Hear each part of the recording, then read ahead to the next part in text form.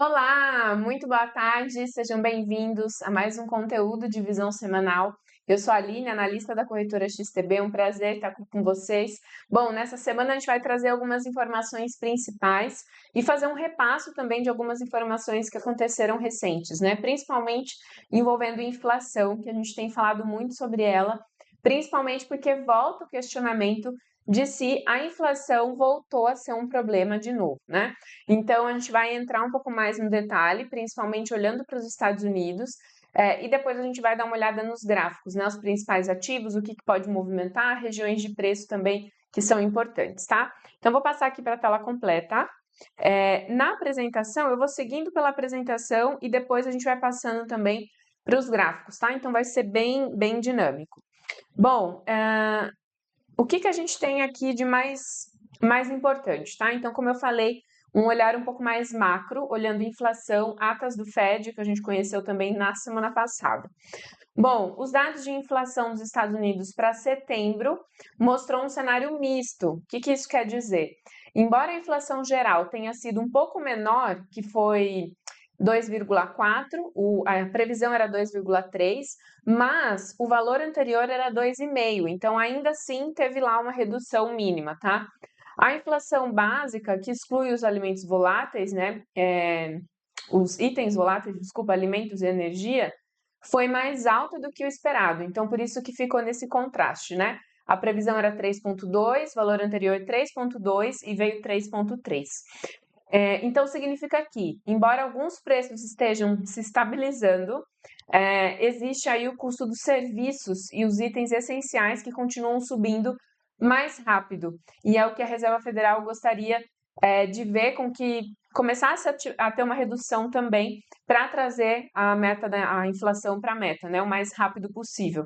Então, aqui a gente tem um comparativo, então, de 2,4 a 3,3. Claro que a gente vê uma redução, obviamente, né? Então, só que aqui nas últimas leituras, no comparativo entre um e outro, a gente já vê um acréscimo aqui, tá?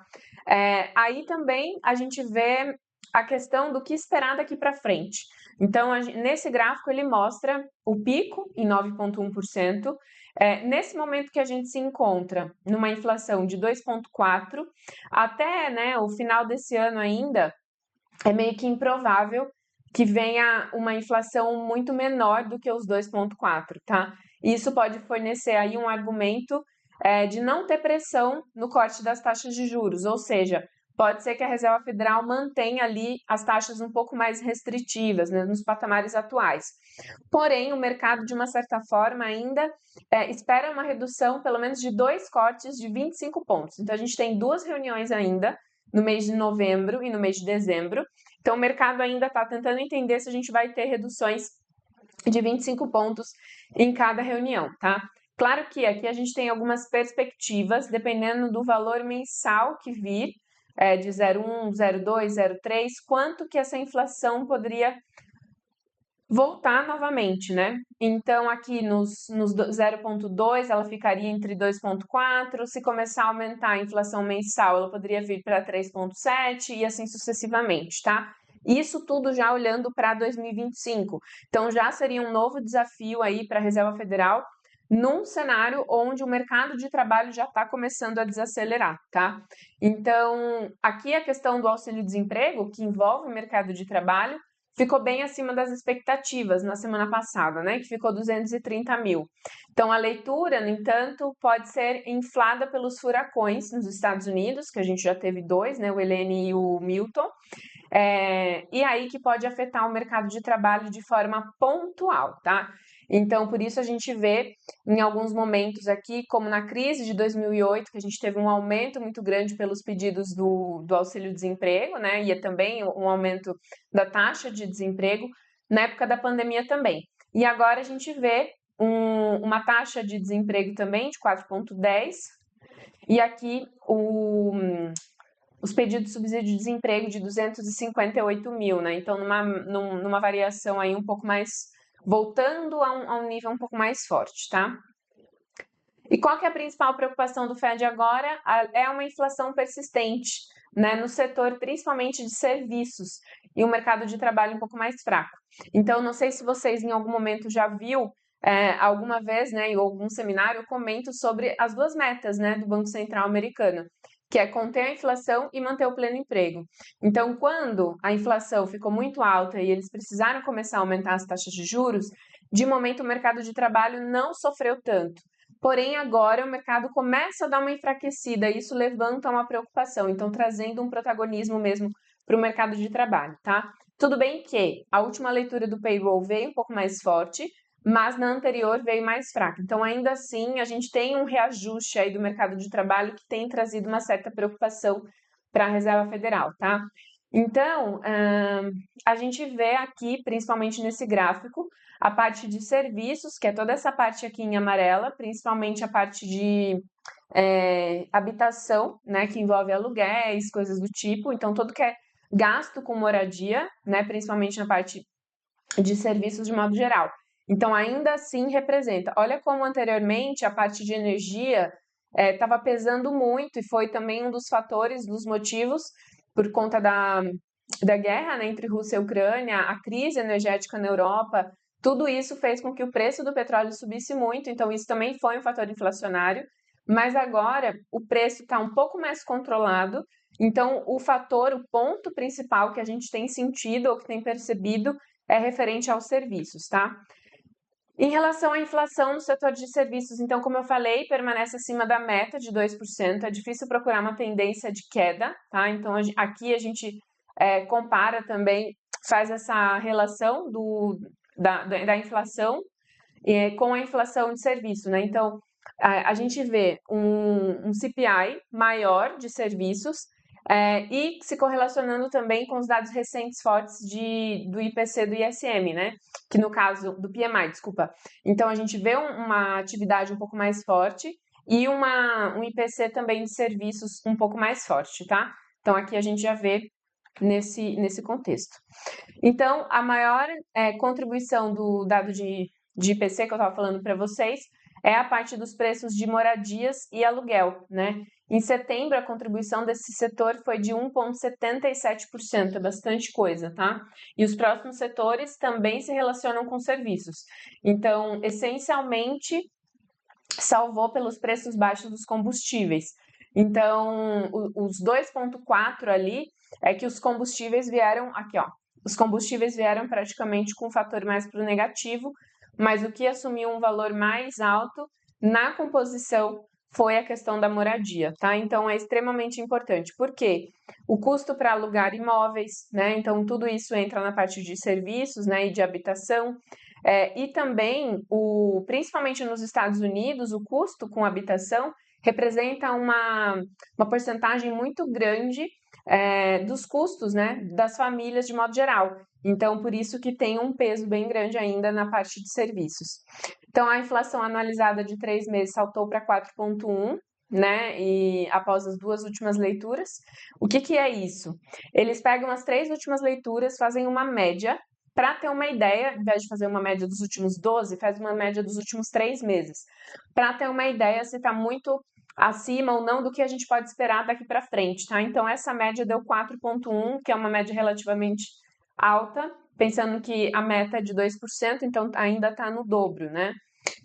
A gente conheceu também a inflação ao produtor, que ficou bem acima das expectativas, apesar na queda dos preços do petróleo, tá? Então, a inflação ao produtor ainda ficou em 1,8%, o petróleo teve uma queda aí de mais de 16,8%, mas, obviamente, que você não vai sentir uma queda no petróleo tão diretamente já na inflação ao produtor. Mas, em teoria, ó, os preços em pontilhado representam o preço do petróleo. Então, quando a gente tem um aumento no preço do petróleo, a gente tem um aumento no PPI, consequentemente no CPI também. E quando a gente tem uma redução, a gente também encontra uma redução na inflação ao produtor, tá? Como eu comentei, a ata do Fed confirmou uma ligeira mudança no sentimento entre os membros. Então, as expectativas de cortes diminuíram. Espera-se que a taxa caia entre 3,5% ao longo do ciclo, tá? Então, de momento, a gente está em 4,75 e 5, considerando os últimos 50 pontos que foi reduzido na última reunião de setembro, do dia 18. Faltam mais 2 reuniões para esse ano, dia 7 e dia 8. Já existe uma probabilidade, de repente, de uma manutenção, ou seja, de não ter nenhum corte para a reunião de novembro, porém, ainda se acredita numa redução de 25 pontos, tá? E mais 25 na reunião do dia 18 de dezembro. Aqui a gente vê o calendário, né, de pontos, o dot plot. Então, os membros do Fed estão apontando para mais 2 cortes esse ano. Embora, então, como eu falei, alguns membros apenas acreditam em um corte, que têm um perfil um pouco mais conservador. Mas a gente pode ver uma indecisão maior no ano de 2026 e 2027. Então, ó, 2025 ainda se espera ter entre 3,5% e 3% de taxa. Agora, 2026, 2027 ainda tem muita indecisão. De repente aqui, ó, a maioria está entre 2,7, mais ou menos 2,8, 2,75, em ambos os anos, tá? Então não tem tanta diferença ainda.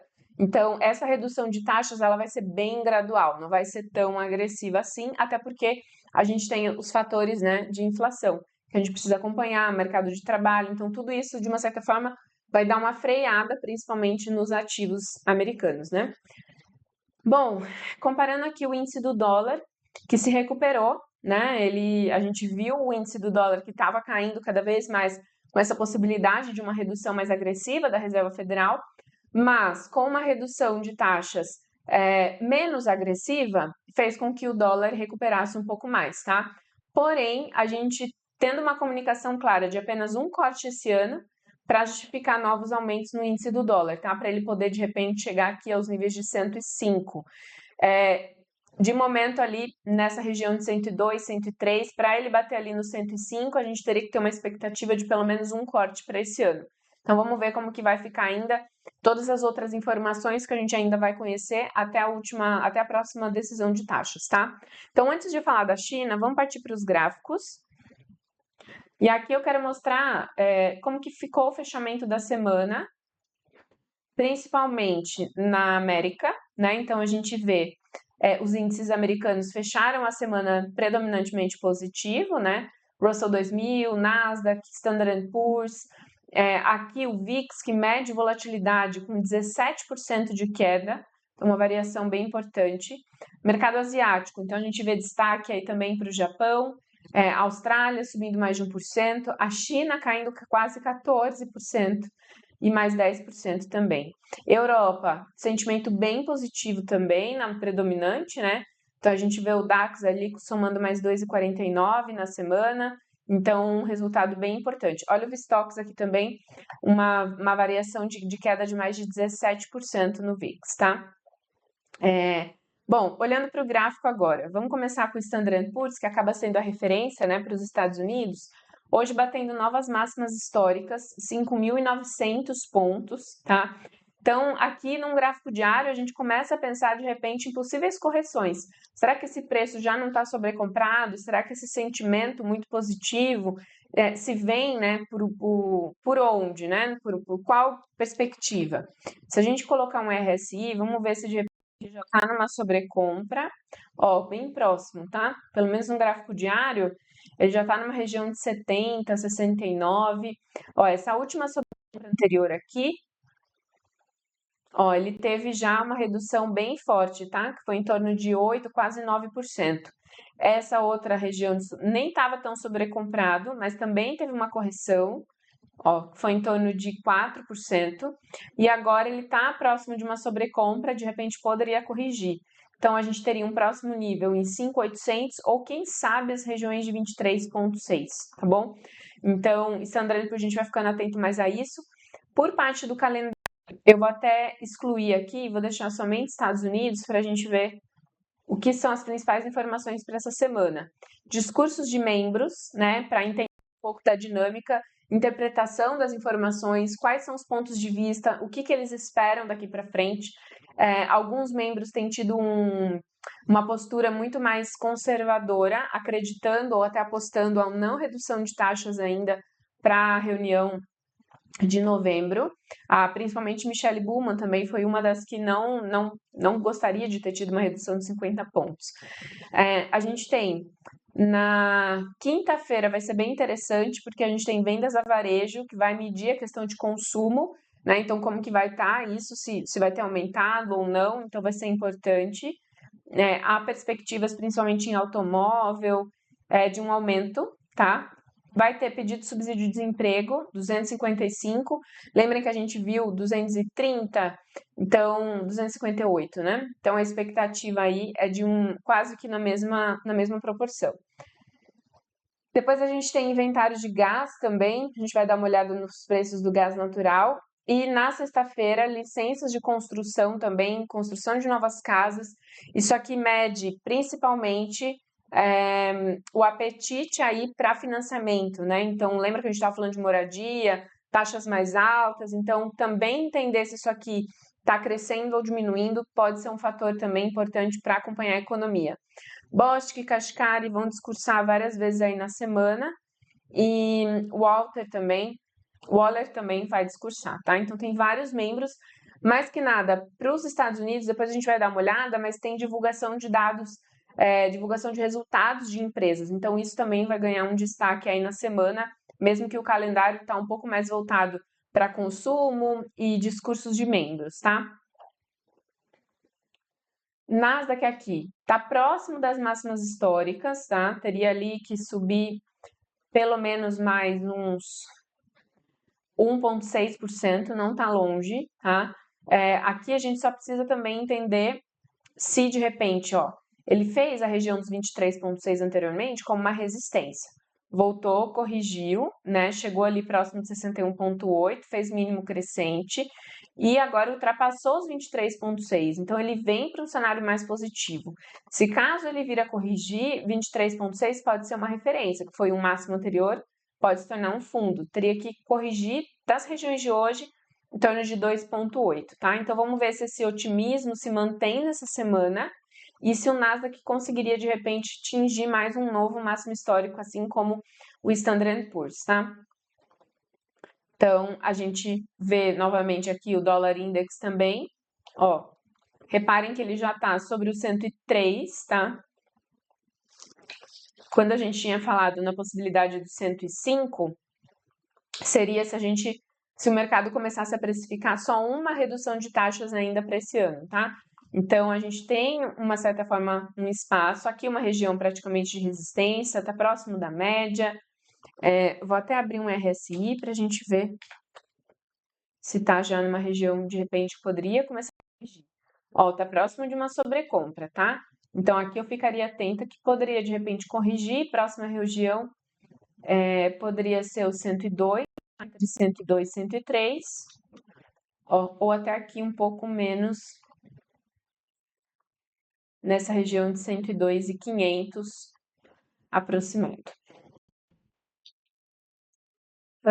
Olhando também parte de euro-dólar, ó, euro-dólar teve um rompimento ali dessa região de máximas mínimas crescentes, teve um rompimento, rompeu 23,6, 38,2 e agora testando a região de 50 pontos, tá? Então aqui está uma região extremamente importante. A gente tem média de 200 períodos um pouco abaixo, na região ali de 1,08, tá? Então muita atenção, de repente poderia corrigir e voltar, tentar buscar esse impulso antes de chegar nas regiões de 61,8. Ó, já está quase numa sobrevenda, tá? Então aqui eu ficaria mais atenta nesse detalhe. O euro então perdeu bastante força, poderia de repente ganhar força. Como a gente tem um dólar próximo de uma região de resistência, então a gente pode ver um dólar começando a enfraquecer e um euro, como está numa região de suporte, poderia começar também a ter um cenário mais de alta, tá? Deixa eu dar uma olhada no ouro também. Ó, o ouro próximo da região de 2,670, um predominante um pouco mais para o negativo na sessão de hoje. A gente vê possibilidades aqui da média de 20 períodos, que está mais próxima, mas é pouco, ou de repente as regiões de 23,6, 2,600. Deixa eu ver aqui o RSI, como que ele está se comportando. Ele já começou.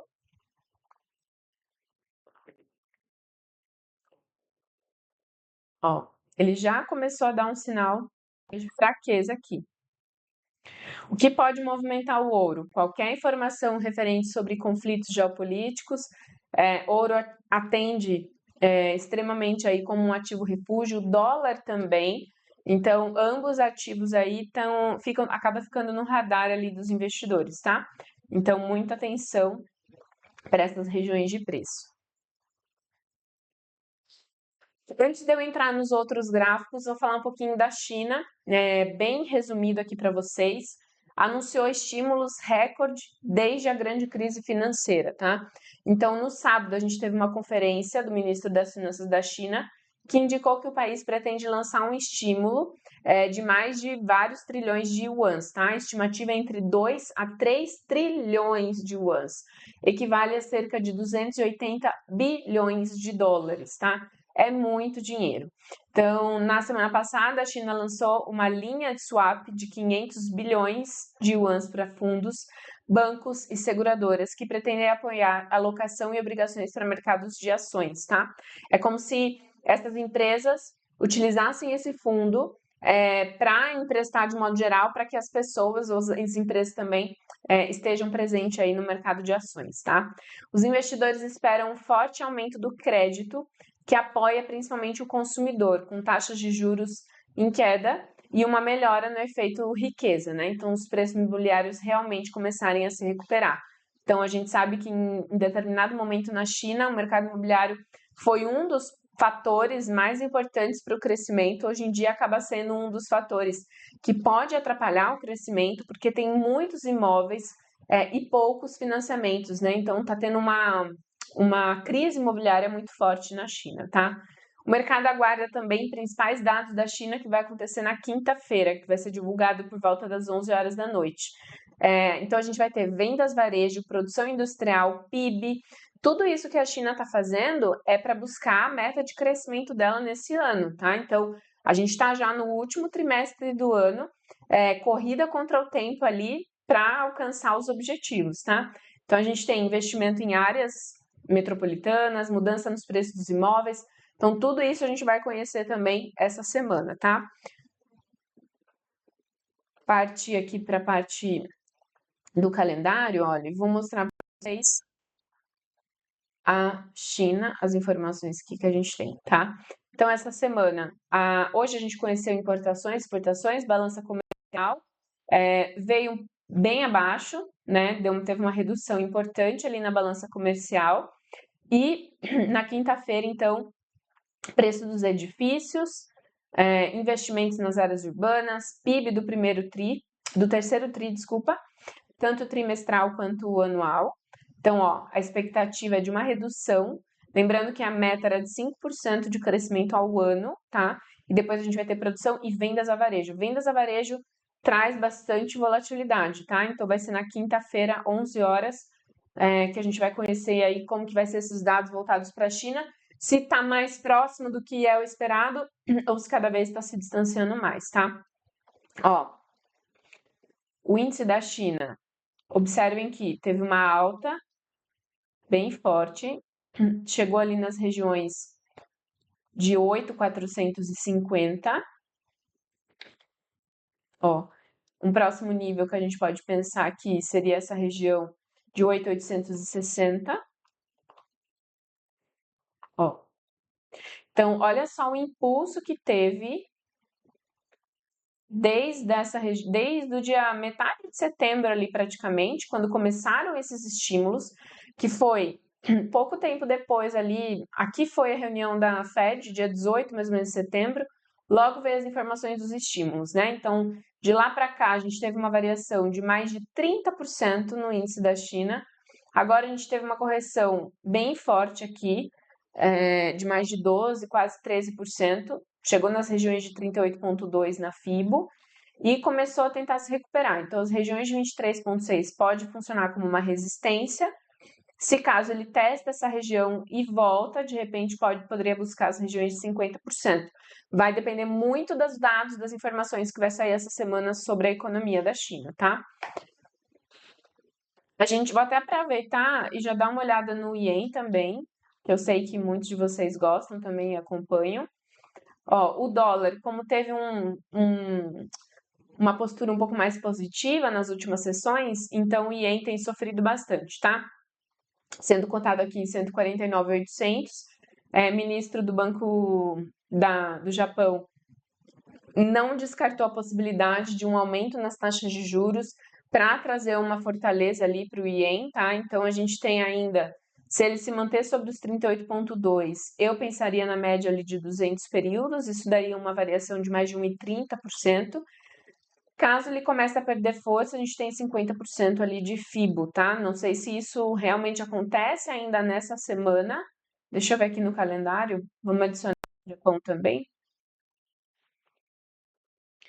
Ó, a partir de amanhã, produção industrial, depois a gente tem balança comercial também, numa expectativa de redução menor, então seria um crescimento.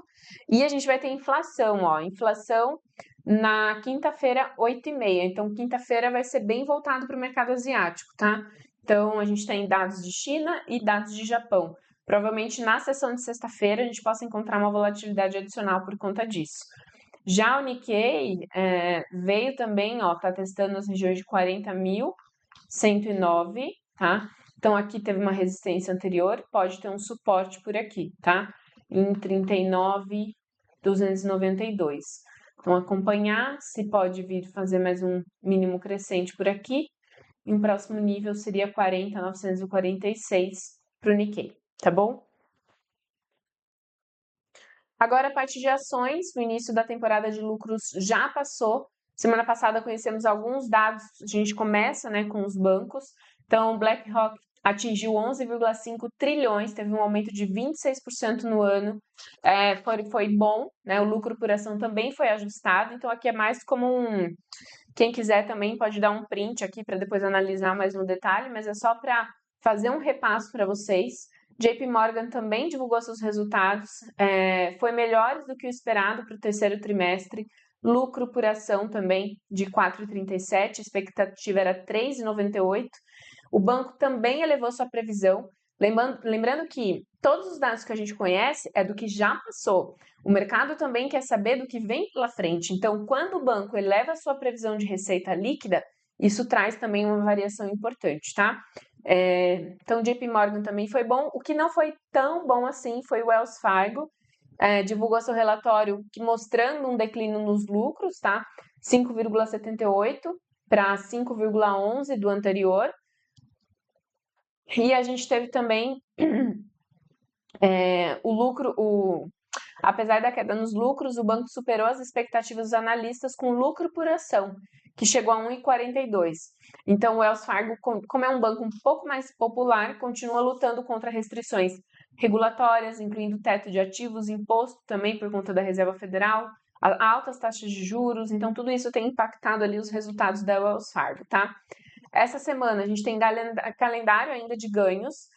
Os principais resultados ainda dos maiores bancos dos Estados Unidos já aconteceu, então essa semana algumas outras instituições financeiras vão divulgar e a gente já tem algumas Big Techs também que vai divulgar resultados essa semana. Então, a gente tem aqui algumas empresas que a gente chama atenção, então ainda tem Goldman Sachs, Louis Vuitton, a ASML, que é de semicondutores também, então já começa a dar um spoiler ali do que a gente pode esperar dos resultados da NVIDIA, né, que é o mesmo segmento.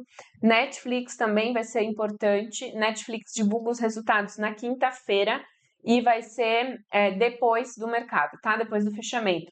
Alguns vai ser antes e outros depois, tá? Então, basicamente ali, o que a gente chama mais atenção para essa semana são essas empresas, mas vão ter outras também, tá? Aqui, deixa eu trazer para vocês que ficou faltando o ouro, petróleo, e o ouro eu falei, né? Ficou faltando petróleo, ó. Então, petróleo, teve uma alta repentina ali, né? Chegou batendo, como estava numa tendência mais de queda, tracei uma FIBO, até para saber até onde ele poderia subir, né? Então, ele respeitou bem a média de 200 períodos, região praticamente ali de 61,8, já corrigiu bem, chegou a 38,2 e agora ultrapassou 50% de novo e já vem para um cenário mais de queda. Na sessão de hoje, mais sombra, o corpo pequeno ainda está gerando dúvidas aí no mercado Eu ficaria atento nessas regiões, 50% e 38,2% aqui de FIBO, tá? Para o petróleo. WTI tá bem parecido.